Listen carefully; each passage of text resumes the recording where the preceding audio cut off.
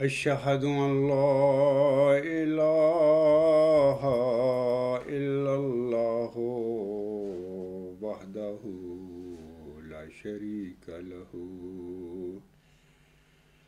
وأشهد أن محمدا عبده ورسوله أما بعد فأعوذ بالله من الشيطان الرجيم بسم الله الرحمن الرحيم الحمد لله رب العالمين الرحمن الرحيم مالك يوم الدين إياك نعبد وإياك نستعين اهدنا الصراط المستقيم صراط الذين أنعمت عليهم صراط الذين أنعمت عليهم غير المغضوب عليهم ولا الضالين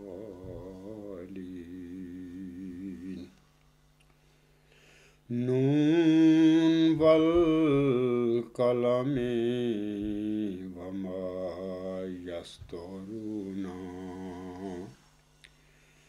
ما أنت بنعمة ربك بمجنون وإن لك لأجرا غير ممنون وإنك لعلى خلق عظيم فستبصر ويبصرون بأيكم المفتون إن ربك هو أعلم بمن ضل عن سبيله وهو أعلم بالمهتدين فلا تطع المكذبين۔ یہ سورت قلم کی آیت نمبر 2 سے 9 تک، یہ 8 آیات ابھی میں نے تلاوت کی ہیں۔ ان آیات کا ترجمہ اس طرح ہے، اللہ تعالیٰ ان آیات میں فرماتا ہے: قسم ہے قلم کی اور اس کی جو کچھ وہ لکھتے ہیں، تو اپنے رب کے فضل سے مجنون نہیں ہے، اور یقیناً تیرے لیے ایک نہ ختم ہونے والا لامتناہی اجر ہے، اور یقیناً تو اعلیٰ درجہ کے عظیم اخلاق پر قائم ہے۔ پس تو دیکھ لے گا اور وہ بھی دیکھیں گے کہ تم میں سے کون دیوانہ ہے، یقیناً تیرا رب ہی سب سے بہتر جانتا ہے اسے جو اس کے رستہ سے بھٹک گیا ہے، اور وہی ہدایت یافتہ لوگوں کو بھی سب سے بہتر جانتا ہے۔ پس تو جھٹلانے والوں کی اطاعت نہ کر۔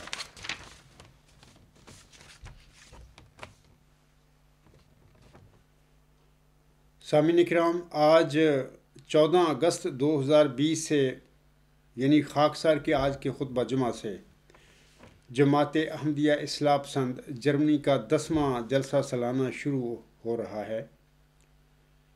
جیسا کہ سب جانتے ہیں کہ کرونا کی مہلک وبا کی وجہ سے ہم اپنے ملک جرمنی کے قانون کے مطابق ایک جگہ اکٹھے ہو کر جلسہ سالانہ منعقد نہیں کر سکتے، لہٰذا اس جلسہ میں خاکسار کی تقاریر اور میرے دیگر صاحب علم اصحاب کی تقاریر سامعین کرام یوٹیوب پر انشاءاللہ تعالیٰ سنیں گے۔ ہمارے اس جلسہ کی کارروائی 16 اگست 2020 یعنی بروز اتوار تک جاری رہے گی۔ اللہ تعالیٰ سے دعا گو ہوں کہ وہ ہمارے اس جلسہ سالانہ کی تقاریر کو لوگوں کی ہدایت کا موجب بنا دے، آمین۔ خاکسار کے گزشتہ خطبہ جمعہ کا موضوع تھا کہ حضرت محمد صلی اللہ علیہ وآلہ وسلم کی نبوت اور شریعت گزشتہ نبیوں اور شریعتوں کے برخلاف دائمی اور قیامت تک کے لیے ہے۔ خاکسار نے اپنے موضوع کے اثبات اور تصدیق کے لیے گزشتہ خطبہ جمعہ میں عقلی اور نقلی دلائل پیش کیے تھے۔ اسی طرح خاکسار نے اللہ تعالیٰ کی عظیم و شان کتاب قرآن کریم کے متعلق کہا تھا کہ پہلی الہامی کتابوں اور شریعتوں کے برخلاف اور بالمقابل یہ الہامی کتاب ایک کامل ضابطۂ حیات پر مشتمل ہے، جبکہ پہلی الہامی کتب میں یہ وصف نہیں پایا گیا تھا۔ وہ ساری الہامی کتابیں جز وقتی تھیں، یعنی کچھ مخصوص ٹائم کے لیے اللہ تعالیٰ نے بعض قوموں کی طرف جو نبی بھیجے تھے ان پر الہام فرمائی تھی۔ لہٰذا حضرت صلی اللہ علیہ وآلہ وسلم کی بعثت کے بعد اب اللہ تعالیٰ کسی نئے صاحب شریعت نبی کو مبعوث نہیں فرمائے گا، اور نہ یہ جو شریعت اسلامیہ ہے قیامت تک کے لیے منسوخ ہو سکتی ہے۔ اور یہ بھی یاد رکھیں کہ اور نہ ہی حضرت صلی اللہ علیہ وسلم کی غلامی اور پیروی سے باہر کسی انسان کو اب اللہ تعالیٰ اپنا نبوی انعام بخشے گا۔ وَكَانَ أَمْرًا مَقْضِيًّا، اور یہ ایک طے شدہ بات ہے۔ خاکسار کے خطبہ جمعہ کا موضوع ہے آج کے سامعین کرام، خاکسار کے آج کے خطبہ جمعہ کا موضوع جو ہے وہ اس طرح ہے کہ پاک محمد مصطفیٰ صلی اللہ علیہ وآلہ وسلم اعلیٰ درجہ کے اخلاق پر قائم کیے گئے تھے، جیسا کہ ابھی خاکسار نے سورۃ قلم کی آیات 2 تا 9 کی تلاوت کی ہے۔ ان آیات کا جو ترجمہ ہے وہ بھی خاکسار نے آپ لوگوں کے آگے پڑھ کر سنا دیا ہے۔ اے میرے احمدی اور غیر احمدی اور باقی دیگر جو سامعین کرام ہیں اور مسلمان بھائی ہیں، آپ کو واضح رہے کہ سیرت نگاروں نے حضرت محمد مصطفیٰ صلی اللہ علیہ وآلہ وسلم کی زندگی کے ہر پہلو پر قلم اٹھایا ہے، سیرت کے ہر رخ کو اجاگر کیا ہے، اور اگر ایک فقرہ میں حضور صلی اللہ علیہ وآلہ وسلم کی سیرت کو سمونا مقصود ہو تو سیدہ حضرت عائشہ صدیقہ رضی اللہ تعالی عنہا کا یہ فقرہ کافی ہے، جب آپ رضی اللہ تعالی عنہا نے فرمایا تھا کانا خلقہ القرآن، یعنی حضرت صلی اللہ علیہ وآلہ وسلم کا خلق قرآن تھا۔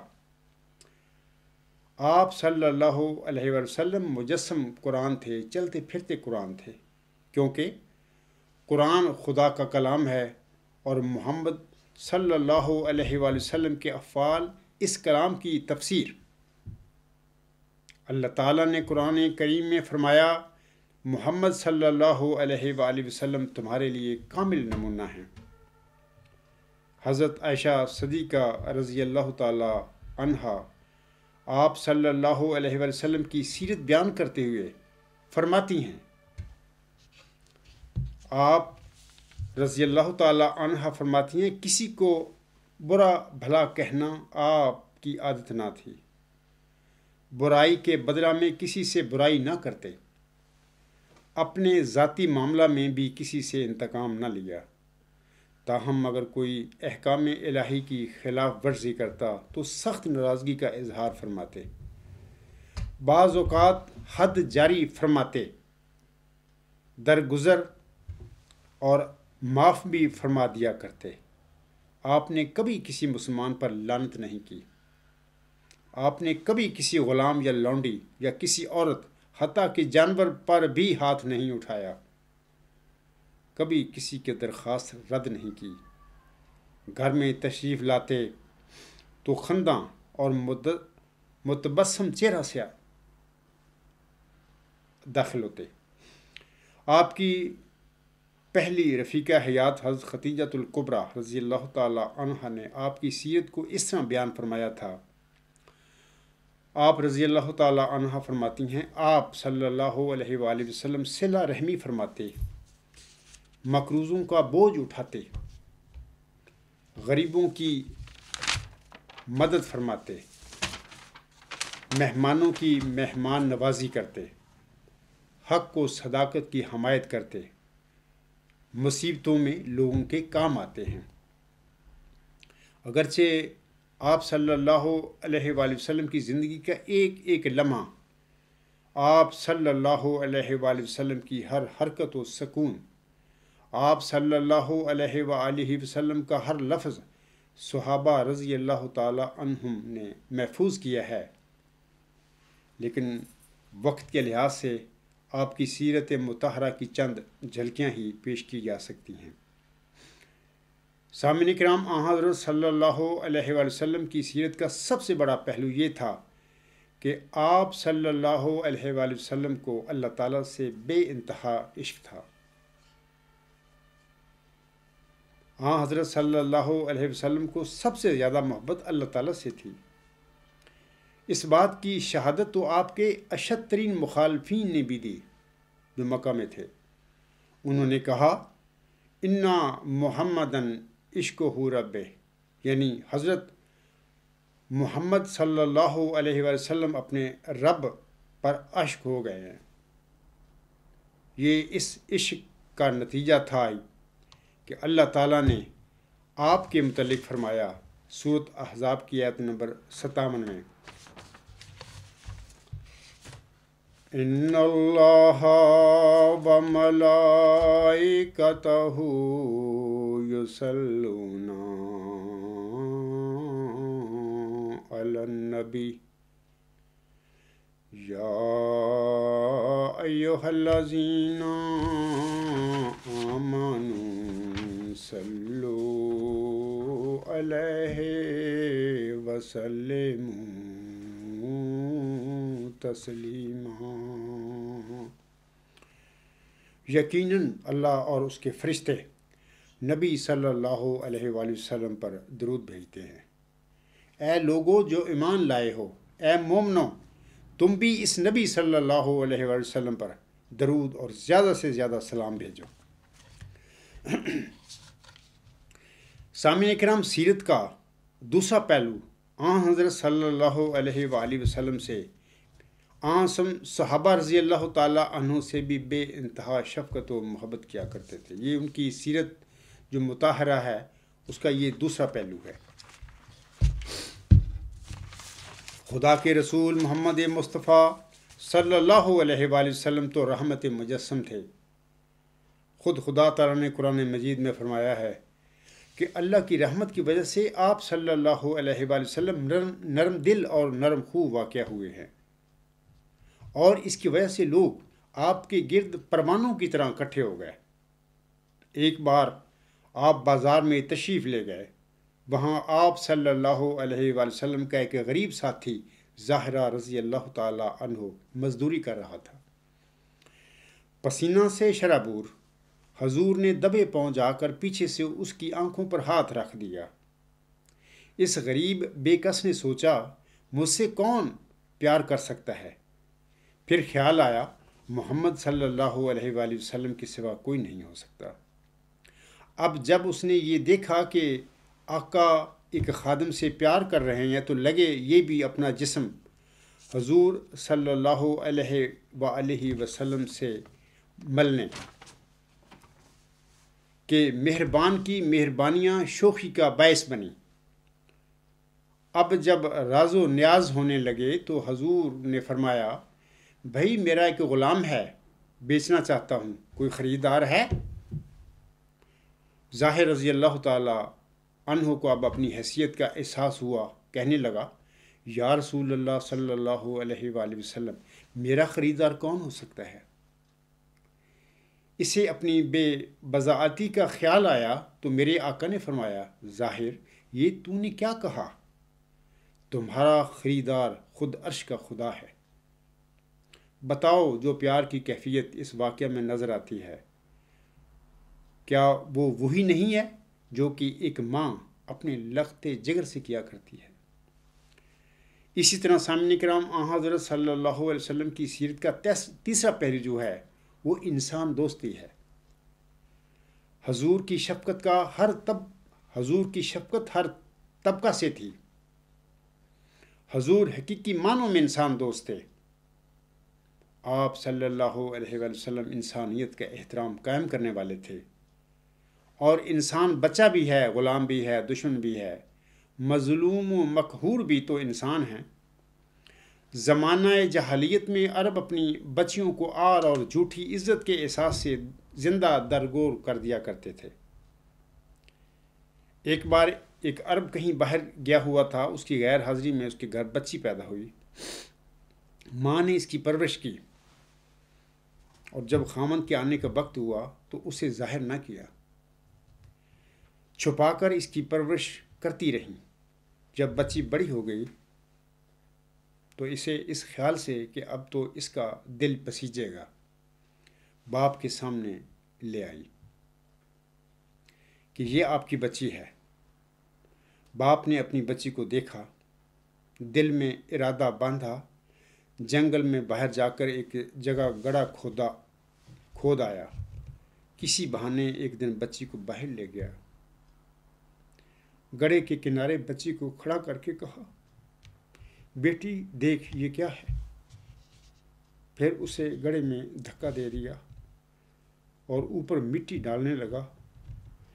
بچی چلاتی رہی ابا، ہائے ابا یہ کیا کر رہے ہو؟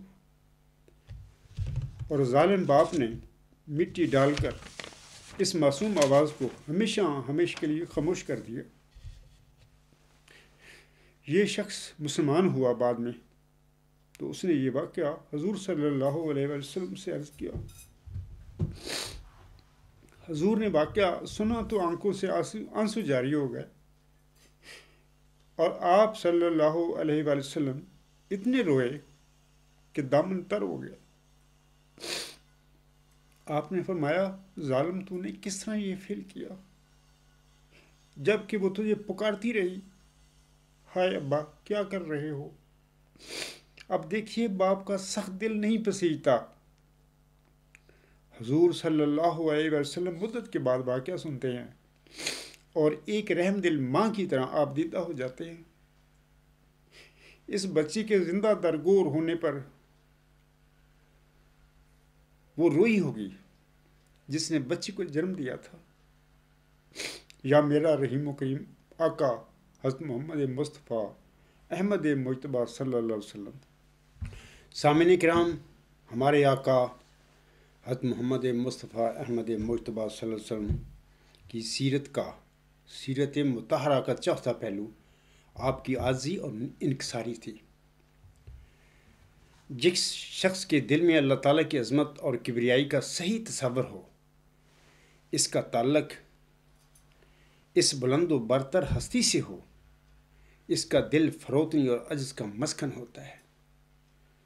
انسان چاہے کتنا ہی عظیم اور بڑا ہو، خدا کی بڑائی کے مقابلے میں اس کی کیا حقیقت ہے؟ اور یہ عظمت جو اس کو عطا ہوئی ہے یہ اس عظیم ہستی کی عطا کردہ ہے۔ اس لیے جتنا کوئی خدا کا مقرب ہوگا اور جتنی کسی کو اس کی معرفت ہوگی اتنا ہی اس کے اندر عز و انکسار ہوگا۔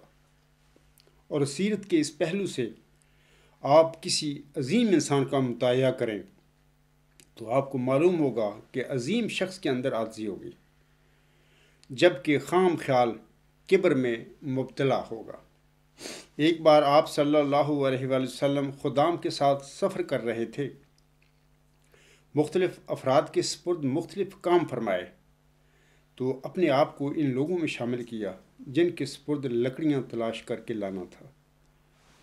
اور جب میری درویش آقا صلی اللہ علیہ وآلہ وسلم کو خدا نے فتوحات پر فتوحات دیں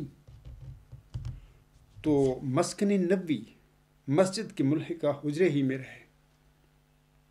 آپ نے محل تعمیر نہیں کروایا، تاج و تخت نہیں بنوایا، کوئی قصر خلافت نہیں بنوایا، اپنے نام سکہ نہیں چلوایا۔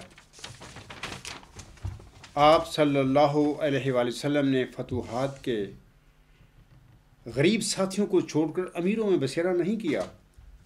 دل میں معاذ اللہ کبر پیدا نہیں ہوا، بلکہ جتنی دنیا قدموں میں ڈالی گئی، جتنی فتوحات عطا ہوئیں، عاجزی اور انکساری اتنی ہی بڑھتی چلی گئی۔ مکہ فتح ہو گیا، کفر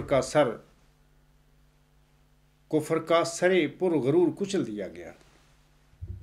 آج مخالفین آپ کے رحم و کرم پر تھے۔ مکہ سے نکالنے والوں کی آنکھوں کے سامنے 10,000 پرجوش مجاہدین کے ساتھ میرے آقا کی سواری مکہ میں داخل ہو رہی تھی۔ خانہ کعبہ کی چابیاں آج مسلمانوں کے ہاتھ میں تھیں۔ رئیس قریش ابو سفیان آج حضور صلی اللہ علیہ وسلم کی رکاب تھامے ہوئے تھے۔ مکہ کے سب قصبل نکل چکے تھے۔ 4 سال سے مسلمانوں کو عمرہ کی اجازت نہ دینے والوں کی آنکھیں پھٹی کی پھٹی رہ گئیں۔ آج ساری عزتیں محمد صلی اللہ علیہ وسلم کے خدا اور اس کے بندے محمد صلی اللہ علیہ وسلم کے لیے تھیں، لیکن وہ فاتح مکہ اتنا سر جھکائے تھا کہ سر کجاوے سے لگ رہا تھا اور قرآن مجید کی تلاوت فرما رہے تھے۔ اے تاریخ تو بتا، تو نے ایسا عظیم انسان دیکھا اور اس کی عظمت کا راز خدا کے لیے اس کی تواضع عز و انکسار کے سوا اور کیا تھا؟ اے عظمتوں کے خواہاں انسان، اگر حقیقی عظمت چاہتا ہے، اگر چاہتا ہے کہ تیری عظمتوں کے گیت آسمان پر گائے جائیں تو اس کے لیے عاجزی اور انکساری اختیار کر کہ یہ نسخہ میرے آقا حضرت محمد مصطفیٰ احمد مجتبیٰ صلی اللہ علیہ وسلم نے بتلایا ہے۔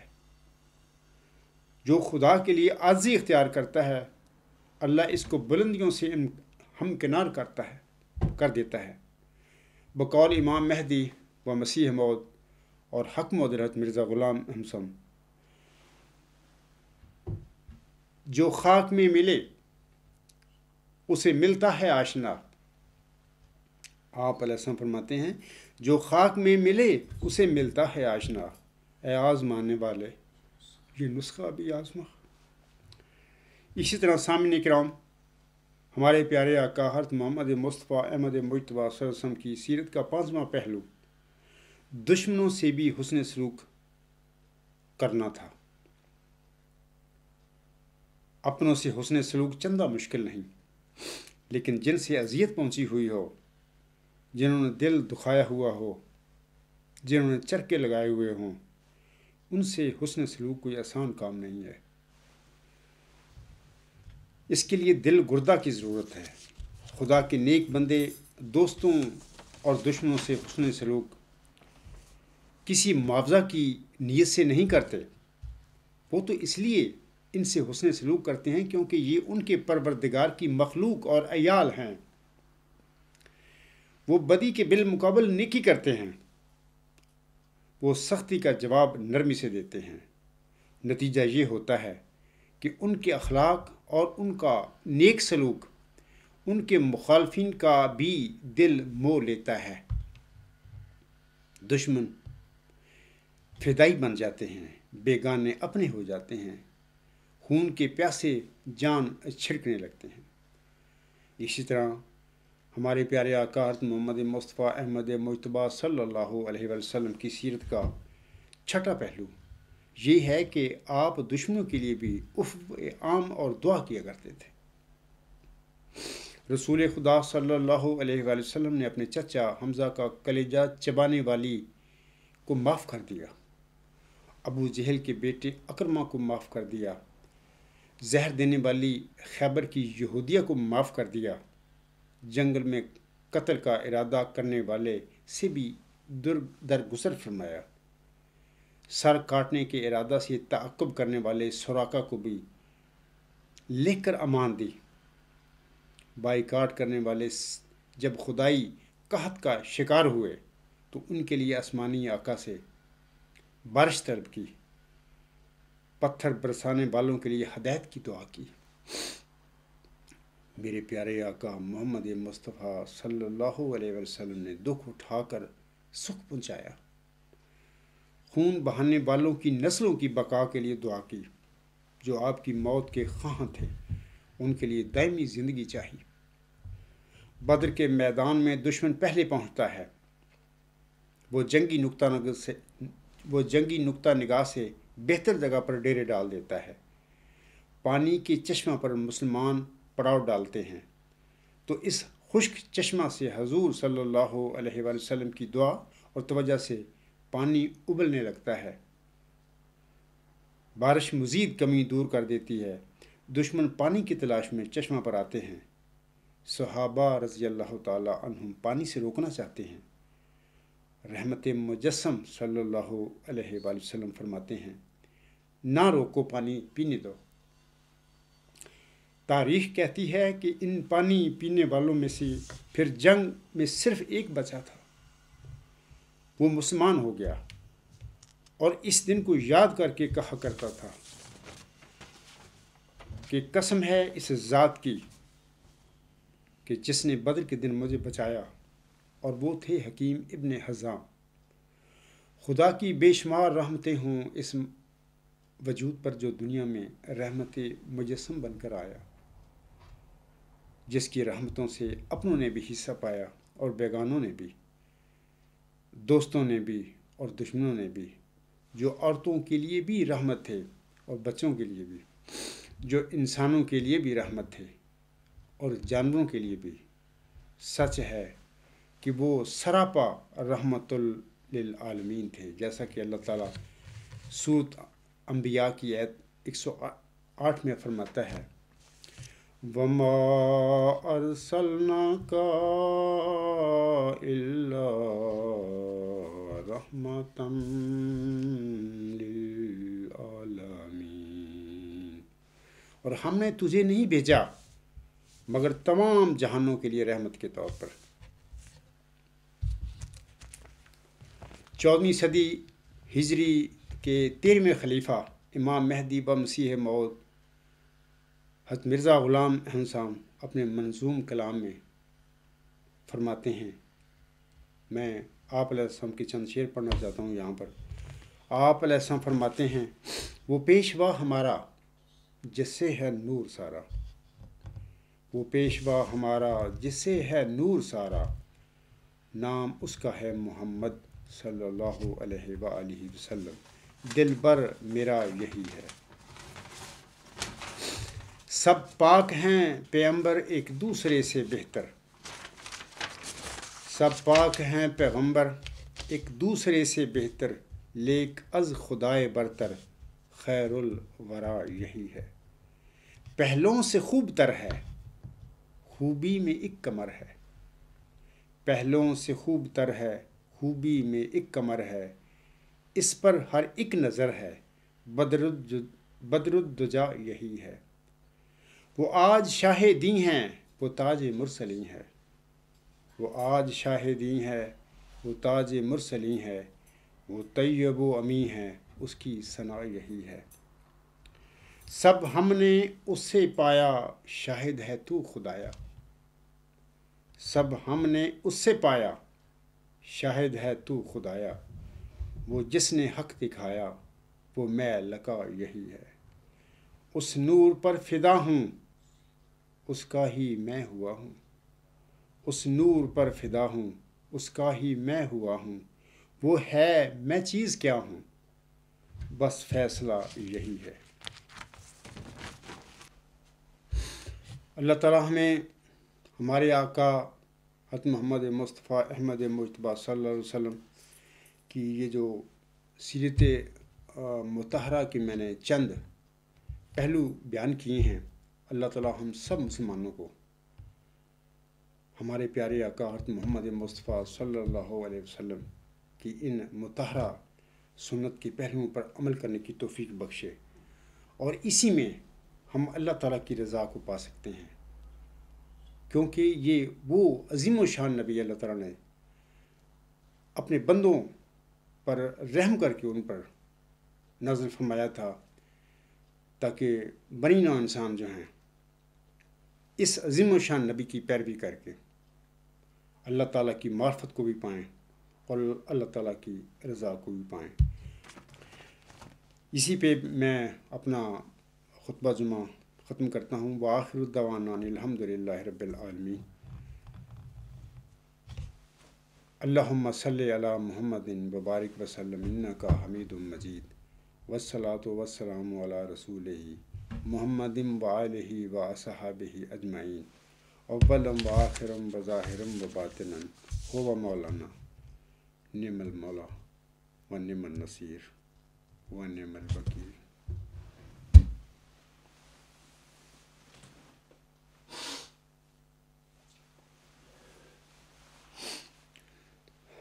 الحمد للہ